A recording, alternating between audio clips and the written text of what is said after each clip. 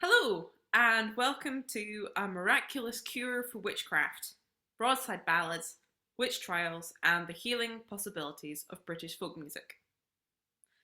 My name is Elizabeth Flett, and I am a Scottish folk artist, theatre maker, and writer. I've now held a personal interest in both 17th to 19th century street literature and witchcraft for a number of years, so I'm delighted to talk about a topic which combines both of those interests. The use of folk music in the instigation and continued fueling of the witch trials found across the UK from the late 1500s until the eventual change of law in 1736.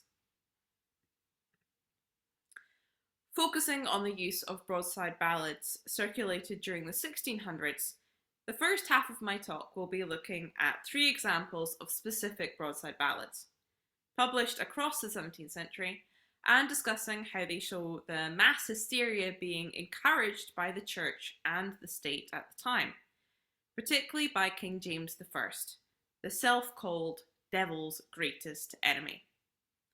I will also briefly touch on the societal tendencies of folk music itself, and how being the genre of the people is not necessarily always a good thing. In the second half of my talk, I will then move on to modern folk's role to play in the current cultural zeitgeist of esoteric exploration and appreciation, with light-hearted expressions of folk witchcraft exploration, such as pagan influences on TikTok, now coexisting with much more serious efforts to honour the trauma of the UK's history with witchcraft, such as the Witches of Scotland initiative, the Newcastle Witches podcast, and performance art such as Sweatshop's Witch Trial version 2, performed at Aberdeen's Wonderland Festival last month. Folk gig theatre shows such as Call Me Fury and Coven have begun to arrive alongside albums inspired by the witch trials, such as Rachel Newton and Lauren McCall's Heal and Harrow. Why is there this new trend of folk music, once the genre helping instigate the persecution of those perceived to be witches, now becoming the genre seemingly perfectly suited to recontextualising and claiming this period of British history? I will finish this talk by arguing that it is now the perfect medium for sharing these stories for precisely the same reason it was used to persecute in the first place. Folk music is the music of the people, and the people of England and Scotland are perhaps finally ready to face the atrocities of the witch trials, begin the healing process, and begin to move forwards into becoming more spiritually open-minded countries. So, let's start at the very beginning. I hear it's a very good place to start. What is a folk song? There is a pantheon of long, complicated answers to this question, none of which we have the time for today. Cecil Sharp, that figurehead of problematic colonialist folklore, called folk song the people's music. And for once in my life, I'm going to use a definition coined by him, even if it is just to save time. Being the music of the people, folk is often seen these days as a left-leaning genre. Perhaps when I mentioned folk, the communist theatre maker and socialist Ewan MacColl came to mind, or Pete Seeger's We Will Overcome, or Bob Dylan, or Billy Bragg, or if you're a fan of current folk music, Corinne Polwart or Grace Petrie. And yes, for as far back as people have made music, there has been that thread of socialism, of dissent, of solidarity with the working class. Digger songs of the 1600s, mining songs of the 1800s, the songs protesting press ganging and unpopular wars. Alongside that, however, there has always been songs that tell to less aspirational beliefs, opinions and prejudices held by the general population over the centuries. Maddie Morris has recently done great work in instigating conversation about the very real celebration and crowing over sexual harassment and assault of women found in many older folk songs, and attitudes towards those deemed to be other are often poor. The folk song's ability to be used as a tactic to instigate hate towards those not following the expected societal rules can reach terrible heights, as seen in the folk songs used in youth groups across Nazi Germany as a tool to hammer in ideas of German supremacy and purity. As you likely already know, in the late 1500s and into the 1600s, one of the main focuses of ideological hate and fear across Scotland and England was the craze of the witch trials. The concept of the devil-worshipping witch was nothing new, first becoming popular in the 1400s. But the mid-1500s had a combination of freak bad weather and ever-increasing tensions between Catholics and Protestants, which led to the perfect climate for the hunt for a scapegoat. And in Germany, they quickly found one in the concept of witchcraft. The witch trials spread fast across Europe, with King James of Scotland, who would then go on to rule England and intensify their witchcraft laws in 1604, enthusiastically joining the witch hunt bandwagon.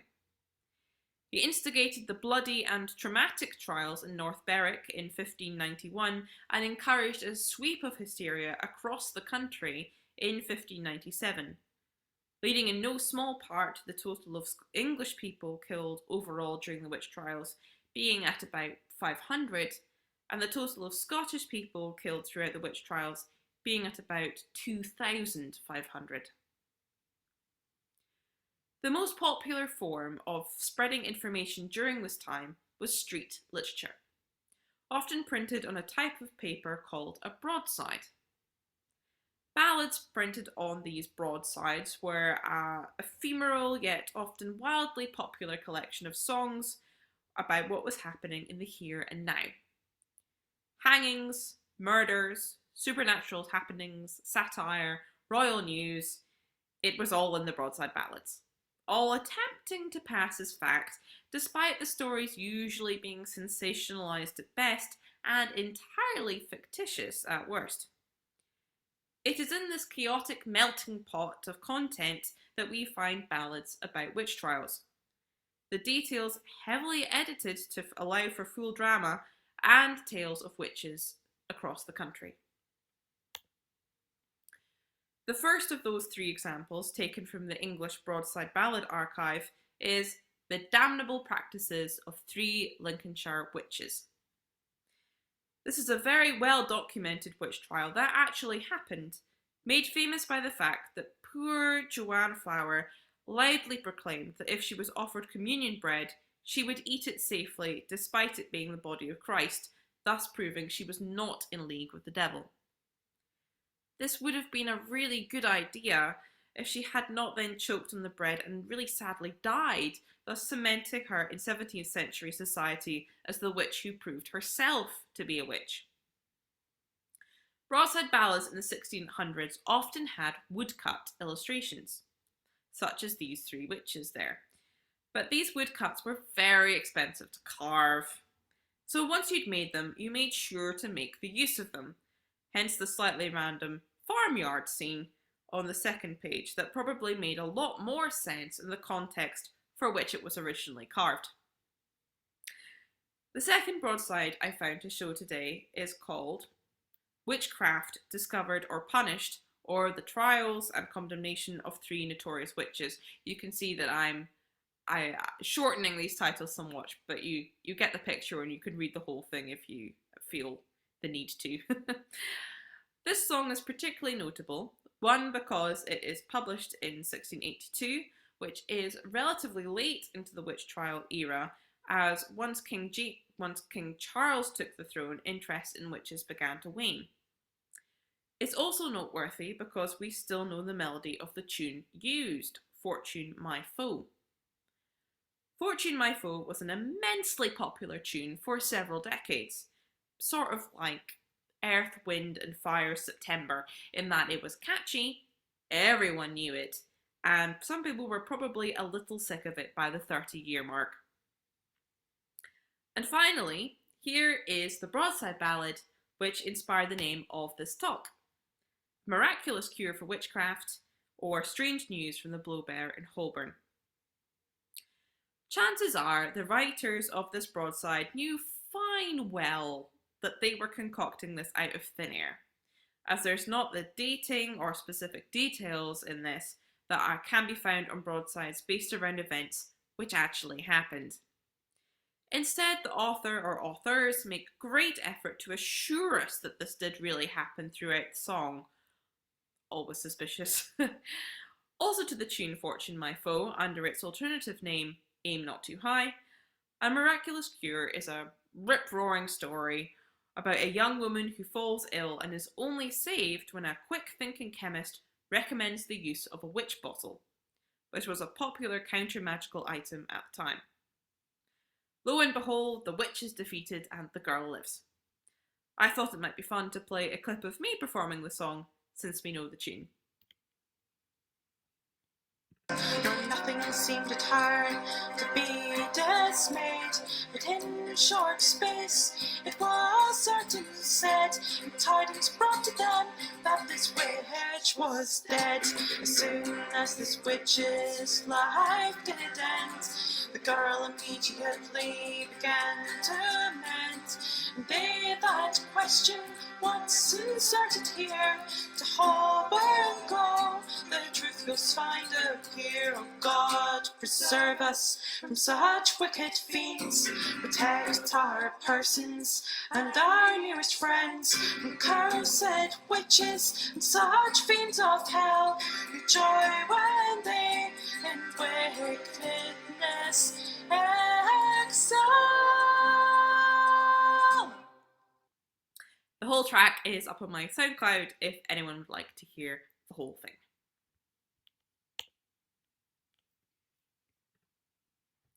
Before I close this section of the talk, it is worth also mentioning that the witch hysteria was likely tied to another form of discrimination, anti-Semitism.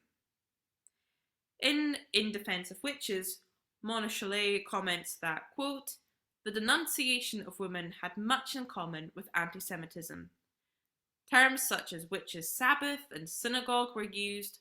Like Jews, witches were suspected of conspiring to destroy Christianity, and both groups were depicted with hooked noses." End quote. Waking the Witch suggests that the witch's hat, now synonymous with Halloween costumes, also had anti-Semitic origins, noting that, quote, "Some believe it to be a later iteration of the Juden hat or Jew's hat, which Jewish people were forced to wear in medieval times," end quote. Anti-Semitism, xenophobia, misogyny, any amount of toxic prejudices were swirling around 17th century Britain, and folk music played its part in helping stoke those fires of intolerance.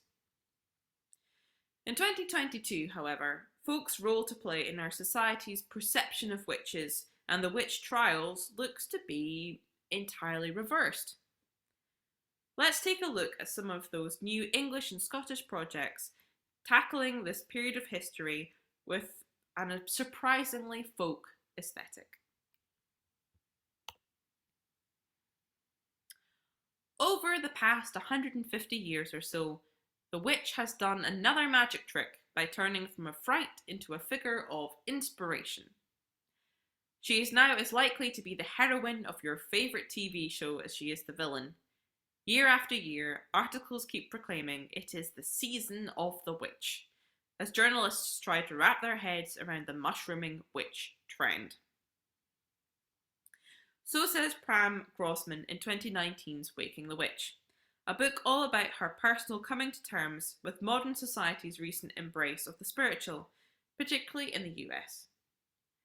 Despite this recent move towards a more open attitude to witchcraft, however, it is still worth noting that in the words of Chollet, quote, "We do not burn, hang or drown as many women now as we did in the past, but there are not shortages of ways women's lives continue to be destroyed.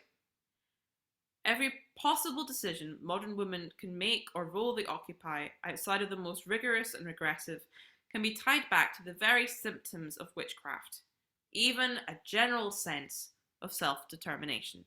End quote.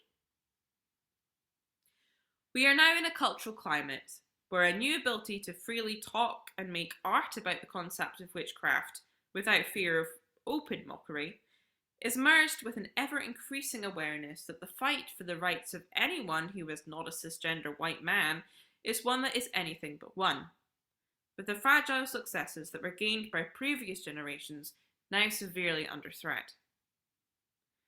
Alongside the esoterically inspired work of folk artists open about their own personal relationship with alternative spirituality, such as singer-songwriter Lewis Barfoot and Hannah Sanders, these two new cultural elements are combining in political feminist art about the witch trials, often with modern folk music as the musical medium to help share the stories. This may in part be due to the acoustic instruments predominantly used in folk music helping evoke the era talked about in the performance. But the instruments that would have actually been played by street musicians in the 17th century would have been, if we go from left to right, hurdy-gurdies, recorders, and fiddles which looked like that, not a modern violin. Deciding to use 21st century folk instruments like the modern violin, guitar, accordions, and drums are obviously not entirely just a choice of historical performance aesthetics. One such show is English production Call Me Fury, a feminist reimagining of the 1692 tragedies in Salem which makes use of folk music to help tell the story. Performed here in the 2019 production by Scottish actor-musician Rory Hawthorne. It calls itself a furious, sometimes humorous commentary on the hardships experienced by women and those that did not fit into the status quo, both in the 17th century and here in the present day. Another theatre gig show first performed in 2019 is Coven.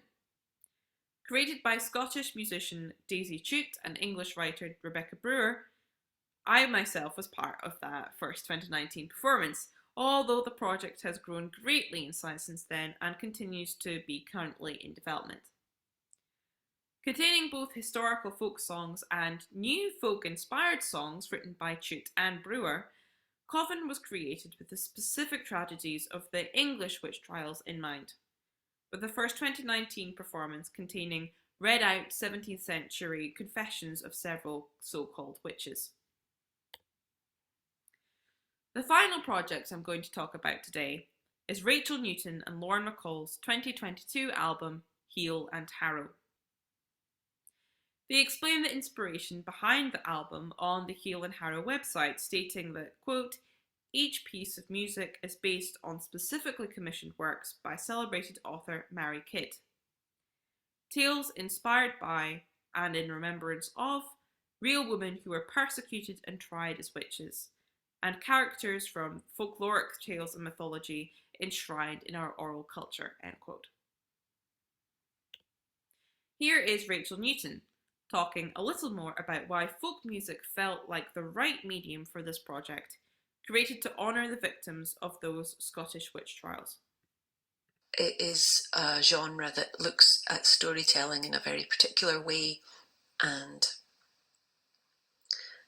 has a great respect, garners a great respect for that's gone before, and it felt like it tied in really appropriately with looking at historical events and imagining what lives were like.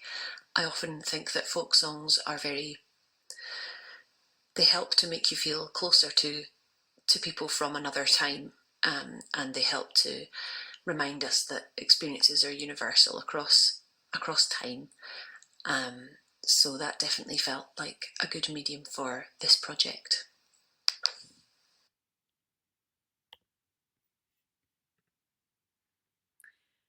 Today's talk has been, I hope, a quick but illuminating exploration into folk music's role in how society has perceived witches and the witch trials themselves, which plagued 17th century society.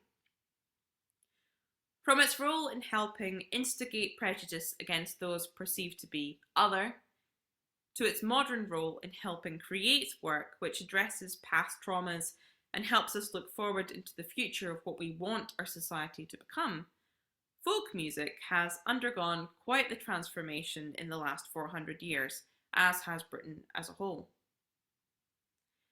Newton talks about the universality of folk music, and it is this unique ability for human connection held by the genre that will, I fully expect, encourage many creative practitioners to use it for projects both based around the witch trials and other subject matters for many years to come. If you're interested in learning more about this subject, please do find me on the internet or in person, and I'm very happy to send my reference list to anyone who would like to read more on the subject. But for now, I'm Elizabeth Flett. This has been A Miraculous Cure, and thank you very much for watching.